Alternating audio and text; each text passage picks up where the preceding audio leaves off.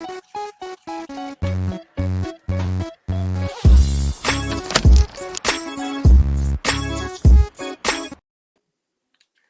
we are live once again. Welcome back to the Transfer Exchange Show. And it's England versus Scotland, and it's finished 0-0. Now, Steve, we got you on here to let me know exactly what's on your mind. There's a lot on my mind, quite a bit. Over the last couple of games, I've felt that especially the first game, I felt that Gareth Southgate got it wrong. I thought he got the team selection wrong in the first one, and I thought we swerved one. And tonight again, I thought he got it wrong. And tonight, I'm not taking nothing away from Scotland because they were fantastic. Yeah, they were. But we were nothing. We were toothless. Yeah, exactly the word I had in my mind. Yeah, there was nothing up front. I said in the preview that if Harry Kane didn't score, or if Harry Kane wasn't on it, what do we do? Because I couldn't see nothing from anywhere else where we was going to get any goals from any oomph from. It would all have to be the odd shot here and there from a full-back, from a left-back, from a midfield player who, even in the Premiership, they might get 10 goals a season. And that was what we was relying on. And it went, and it panned out, and it went exactly the way I said it did. Kane wasn't on it. He didn't even know he was on the pitch, and we didn't know what to do. There was absolutely nothing, and I think he got it wrong. Do you think Kane wasn't on it, or he wasn't getting the service? No, yeah. I mean, it was a bit of both. It was a bit of both. I mean, as a centre forward, as you'll know yourself, you have got to make the runs for firstly and get into the space. I didn't see him do it that often, but at the same time, I didn't. There wasn't any. It didn't seem to be a lot of crosses coming in. There wasn't any running in the channels. It wasn't. When he was running into the channels, which wasn't a lot, but when he did, the balls wasn't getting played through to him. We bought Jack Grealish done. I mean, he done absolutely nothing when he come on. I'm not expecting him to come on. It's a difficult game to come on. He come on with 30 minutes to go. Right. But it was just, it's like, again, we'll use the same word again. It was toothless. It was nothing. But we can't take away from Scotland. I mean, if we was talking about a Premiership game, we wouldn't be talking about England. We'd be talking about how fantastic Scotland were, because they're the players you can pick out who were brilliant tonight. Where England, there wasn't anybody. Yeah, well, when I saw Grealish come on, I saw something different in him that we need for the 90 minutes. We don't need him on the bench coming on for a few minutes. No. He's come on and he's getting on it, and the timing of his passing and movement is exactly what you need. And another player that's got that is Jadon Sancho.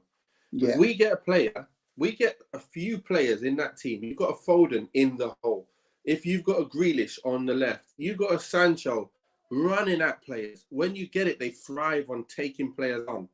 Then you're going to get the overlaps from the Shaw and the Reece James or the Walker, or no matter who it is. You're going to get that overlap, and you're going to get your goals and your crosses.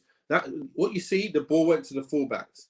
The fullbacks get on it and then pass it back, then pass it slowly. It reminds me of Man United. When I watch United, I just see slow movement, slow passing, taking 3 touches, then passing, and then everyone wondering why you're not passing it quickly. It's the same thing going on. Foden obviously did well when he played, but again, he's expecting a higher standard from his other teammates. Yeah. And if that ball doesn't come at the same speed, at the same angles as what he gets at City, you see he's kind of wasted a bit, because he's got so much in his game, but there's not that link up. It's like watching today, when you play FIFA and you've got the chemistry, there was no real chemistry there. Like, there's good players on the pitch, but just not enough chemistry, not enough players that can hurt you in the right places. And that's the problem that managers got with putting the right players that are gonna gel together. That's really what I see. Yeah, it's very difficult. I mean, I when I picked my England's team out for the first game, and you know what I would have gone ahead in with, you know, basically with the tournament. I mean, I'd like to play a 4-3-3. I mean, I'd like to see with two running, the fullbacks running down the lines, three in the middle. Again, I know I keep saying it, but I keep saying it. You know, like a Liverpool where you got two fullbacks bombing down the flanks. You got the three in the middle. Say Declan Rice, Jude Bellingham. I think he should be brought in for the next game. Needs to play. He's more of an attacking player. He can do both. He can do both. He's so much more fluid in his game. You know, when you watch Dortmund, that's what he does, and that's what he brings to the team. We didn't need to go too defensive today. I don't think we needed Calvin in there with Rice. We needed another player who can make a difference going forward, and then we needed more players who can move on the ball. Now, again, Shaw played well, but again, I'm thinking he played still within himself. It's not like the full pelt, you know, Shaw that started getting pushed by Tellez. The reason why Tellez is on the bench is because you're now pushing and taking players on all over the place. I'm saying we need that extra man attacking player. We need an extra attacking player. And if them boys are not making chances happen, you can't wait till this late to bring players on. They've not really had many chances again. You're playing Scotland. No disrespect to Scotland, but they are like the second lowest ranked team in the whole tournament. Yeah. And we're not able to get goals. And they had pretty much the best chances. We had the open header. Okay, that's fine. But they had like the most kind of open opportunities to make something happen in the end. Or maybe, I think they did. I think they had at least one or two more, and it looked like they were going to win after the first half, where we looked like we were going to win. So that's not good. But we've got a few messages here. We've got Break a Leg messaging a lot. He said, "Why is Sancho not playing?" Exactly. You need a player like that to come on if people like Sterling is not doing what he's known for. He's known for running at players. Why is he not run at players as much as, you know, he did a little bit at the beginning, but not enough, if you get what I mean. And then Foden deserved 90. I think he was flagging towards the end. He came off right at the right time. He was looking a bit tired, looking like he needed to come off and get a rest. So that was good. And then you've got, why not go all out for the Czech game? Foden, Sancho and Grealish in the middle. Rest Kane, he looks blown out already. So go Rashford, Sterling, Calvert-Lewin, Trippier, Chilwell, Stones, Mings, Pickford. Okay. To be honest, you just need, I think you need to get that blend right. Get that blend right, and England should be a dangerous team. Yeah. Everyone else does it. You look at Belgium. You look at France, the two best looking teams so far, I would say. And look at what they're doing. They play the players in the right position, and you put the others on the bench that are not for that position. Simple. And I think that's all we're going to need. But it's disappointing. It's about balance, isn't it? You know, it's not necessarily putting out the best players on the pitch. You know, it's about getting that balance right on the pitch. We had Carlo on today. We had an Italian Euro special, and we were talking about the Italian side, and he was saying that, you know, they're not the best players in the tournament, but he feels they're the best team in the tournament. You know, because the way that the managers came in and he sets them up.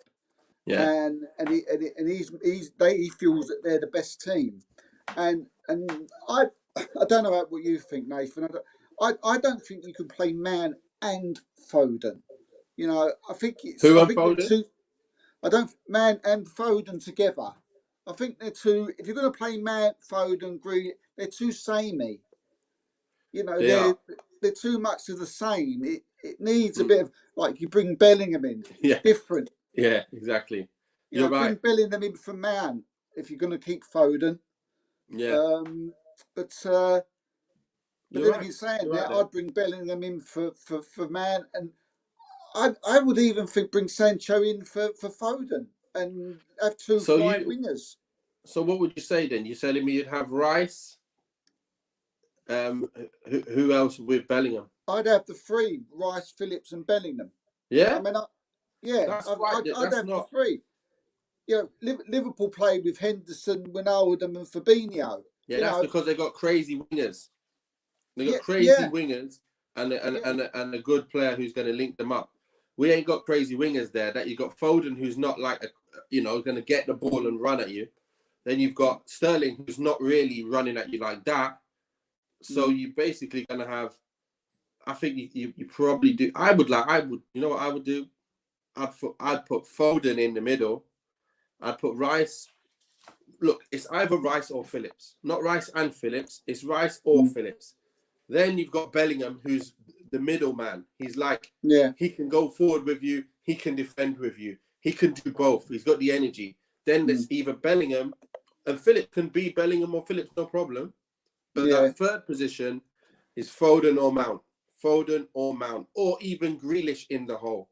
Then now yeah, you've got the wingers. You've got Sterling, you've got Foden, you've got Rashford, you've got Sancho. Played either two, and then if whoever's tired, play the other two. You know what I mean? That's what I do, because that's now you've got exactly what you need. You've got the pace and the skills, and then even Rashford, he can interchange with the Kane, and you've also got Calvert-Lewin who can interchange with Kane, depending on the type of game. If you're getting beaten up, you might want Calvert-Lewin. If you've got a slow yeah, defense, you might want Rashford. You know, it all depends what you're going to do. But that's the way England have to be doing things. Otherwise, they're going to always look like this. This is why I don't like. I always kind of get that feeling of they look so good on paper, but they just never play like that. Never, ever. no, So they need to fix up. They need to no. get I this mean, right. if I had to pick a player who did impress me, so I thought Reece James had a good game. You know, I thought he played quite well. I thought he done well coming forward. I thought he defended decently. He got crosses in every now and then. Yeah. I thought he was all right. Yeah, he But was. He was all right. yeah, but Scotland played well. They had performances all over the pitch tonight. Did you think they Yeah. played well? Yeah. Well, Gilmore did well, didn't he? He was Yeah. every time he got the boys keeping it really well.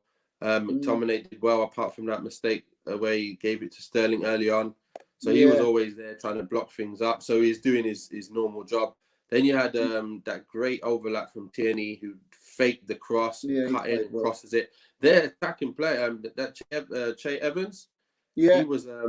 he was pretty good. He was a Yeah. handful. He was beating Mings up in the air. He was beating Yeah. Mings the whole time as well, and he was just causing a bit of havoc. So yeah, they did look okay. They did quite well, and they do have elements of danger about them as well. Like if you're not on it and it's a 0-0 like that, you could see how they could get a goal out of nothing, just from a Yeah. corner or a cross from Robertson or Tierney, something like that, or a long shot from McGinn or something like that. You can see that there's always something there. But England did well defensively. I think Shaw did well.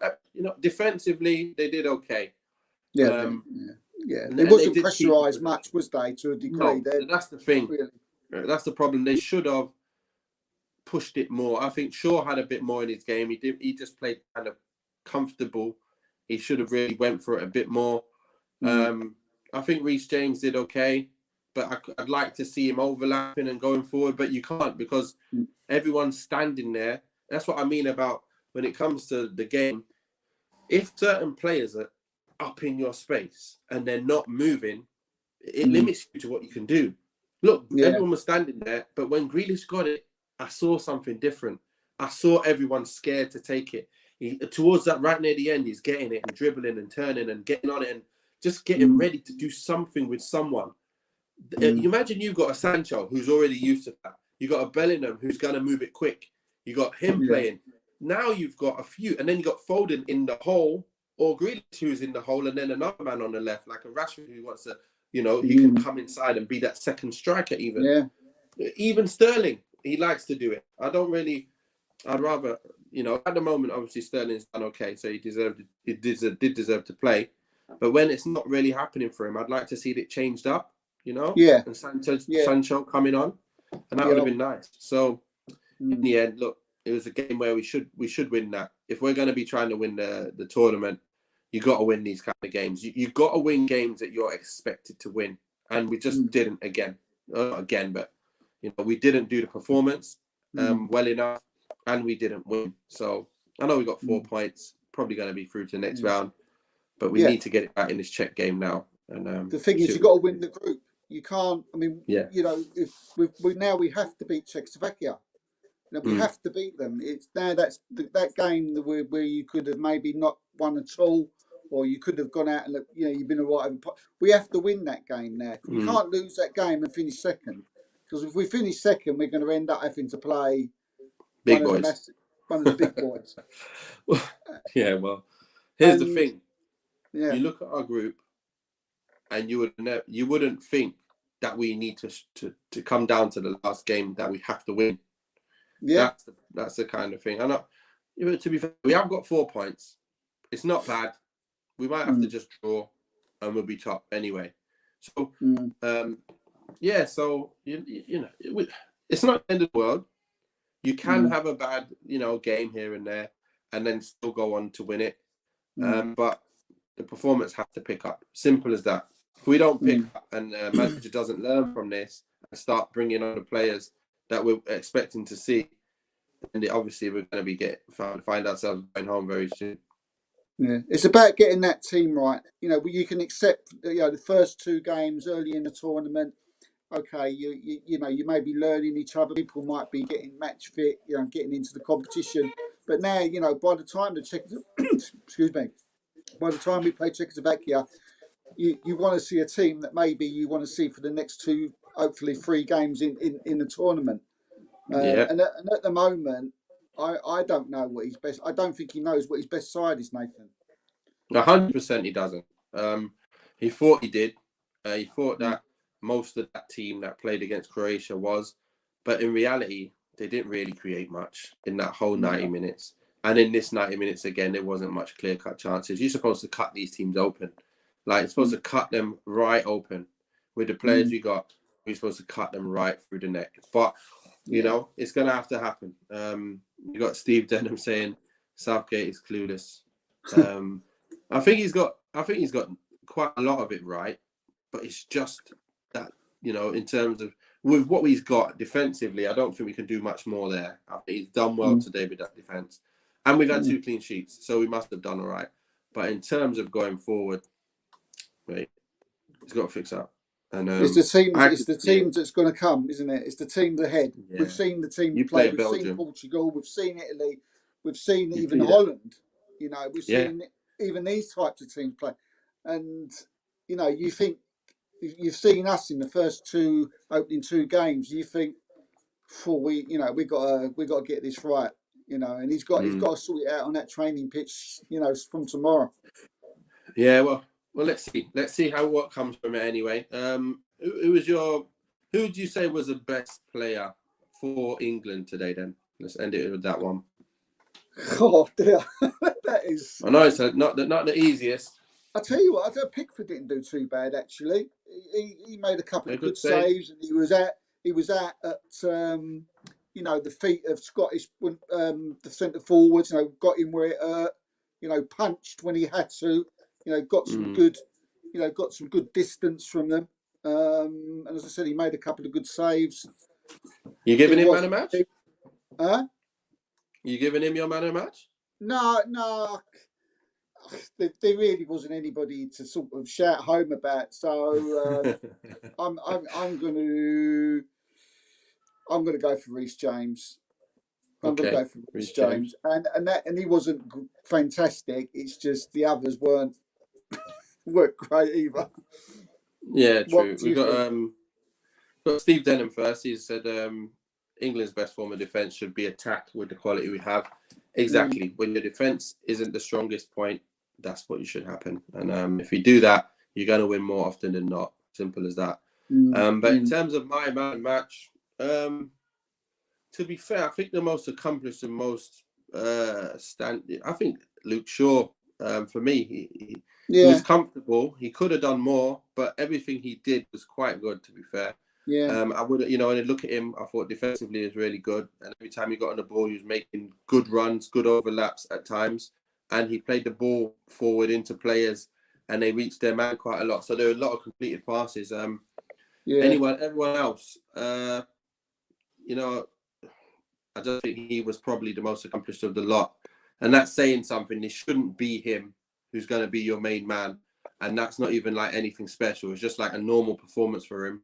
It's like I said, he had more in him. But everyone else, we all had more in us. But it's just all very slow.